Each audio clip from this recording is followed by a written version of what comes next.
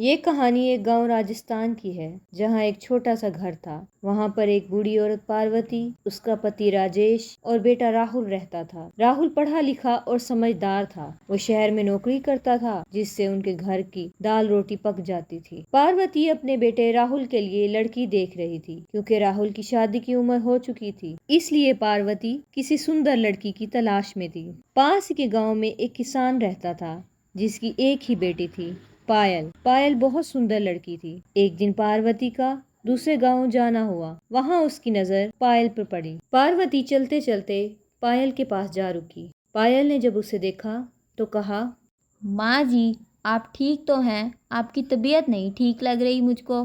हाँ बेटा, थक गई हूँ। बस चलते चलते मैंने कुछ देर सोचा यहाँ आराम कर लूं। आए आप अंदर चलें, कुछ देर आराम कर लें। नहीं बेटा, मैं चलती हूँ। पार्वती ने दिल में पायल को अपनी बहू बनाने की ठान ली। यूं राहुल और पायल की कुछ ही अरसे में शादी हो गई। शादी के बाद पायल ने सास और ससुर के साथ घर में रहना शुरू किया। पहले चंद दिन तो सब कुछ मामूल के मुताबिक था, लेकिन जैसे जैसे वक्त गुजरता गया पायल की असलियत सामने आने लगी। वो बहुत तेज और चालाक थी। एक दिन वो अकेली कमरे में बैठी थी। उसने कहा, अरे ये लोग तो बिल्कुल सादा और भोले हैं, मेरे तो यहाँ मजे हैं। एक दिन पार्वती अपने पति राजेश के पास बैठी थी। वो कहती है, अरे सुनते हैं जी, हाँ पार्वती। हमारी तो भगवान जी ने सुन ली। इतनी अच्छी बहू मिल गई। अब मुझे घर के सारे काम नहीं करने पड़ेंगे। हमारी बहू भी मदद कर दिया करेगी। हाँ तुम ठीक कह रही हो पार्वती। दिन गुजरते गए। पायल की असलियत सामने आने लगी। वो सारा सारा दिन कमरे में बैठी रहती और पार्वती दिन से रात काम कर करके थक जाती। एक दिन पार्वती ने पायल से कहा, मैं सारा दिन काम कर कर के थक जाती हूँ। उम्र के इस हिस्से में अब मुझसे सारे काम नहीं होते। इस बात पर पायल ने बुरे तरीके से कहा, माँ जी, आप पुराने जमाने की औरत हैं। आजकल लड़कियाँ कहाँ काम करती हैं। और भी बहुत से काम होते हैं हम लड़कियों के। मुझे अपने लिए भी वक्त चाहिए होता है। आप कैसी अजीब बातें करती हैं। ये सुनकर पार्वती का दिल बुझ गया। इतने में राहुल भी आ गया। राहुल ने ये सब बातें जब सुनी तो वो भी बहुत ज्यादा परेशान हो गया कि पायल कैसे माँ जी से बात कर रही है, लेकिन वो खामोश रहा क्योंकि वो बहुत मोहब्बत करता था पायल से, इसलिए कुछ बोल नहीं पाया।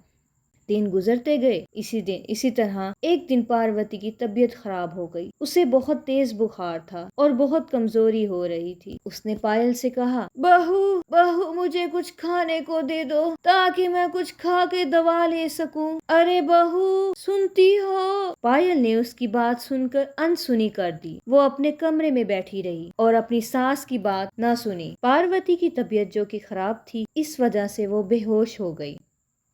शाम को जब राहुल घर आया तो वो अपनी माँ के कमरे में गया। जैसे ही उसने देखा उसकी माँ बेहोश पड़ी है। माँ जी, माँ जी, क्या हुआ है आपको? आप बोलती क्यों नहीं? जवाब दीजिए मुझे। बहुत देर बाद पार्वती को होश आई तो राहुल ने पूछा, माँ जी, आपको क्या हुआ था? आपने पायल को क्यों नहीं बताया? बेटा, मेरी आज सुबह से तबीयत बहुत खराब है। मैं दिन रात काम कर करके थक जाती हूँ। मैंने पायल को बुलाया था कि मुझे कुछ खाने को दे दो ताकि मैं दुआ ले सकूं। लेकिन बेटा, पायल ने मेरी एक भी बात न सुनी। पायल, मैं ये क्या सुन रहा हूँ? तुमने माँ जी का ख्याल क्यों नहीं रखा? मैं नर्स थोड़ी हूँ जो हर वक्त तुम्हारी माँ की खिदमत करती रहूं। मुझसे नहीं होते ये काम। आप कोई घर में आया जी रख लें। ये सुनकर राहुल का दिल बुझ, लेकिन वो खामोश रहा और वो अपनी माँ को लेकर डॉक्टर के पास चला गया। वापस आकर राहुल अपनी माँ के कमरे में चला गया और काफी देर तक वहीं बैठा रहा। पार्वती को जब नींद आई तो राहुल अपने कमरे में गया, लेकिन पायल ने उसे देखकर उस पर चलाना शुरू कर दिया। मैं अब इस घर में नहीं रह सकती। मैं आपकी माँ के साथ नहीं रहना चाहती। आप मुझे बस अलग घर लेकर दें। आपने तो मेरा यहाँ पर तमाशा बना दिया है। मुझे इस घर में नहीं रहना।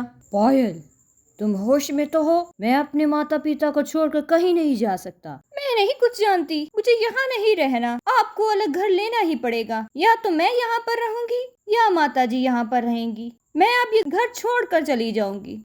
पायल, तुम्हारा दिमाग खराब हो गया क्या? लगता है तुम्हारे दिमाग का इलाज करवाना पड़ेगा। मैं अपने माता पिता को छोड़कर कहीं नहीं जा सकता। ठीक है, मैं ही ये घर छोड़कर चली जाती हूँ। अरे भगवान, ये मैं कहाँ फंस गई? मैं जा रही हूँ यहाँ से। पायल, रुको, मेरी बात सुनो।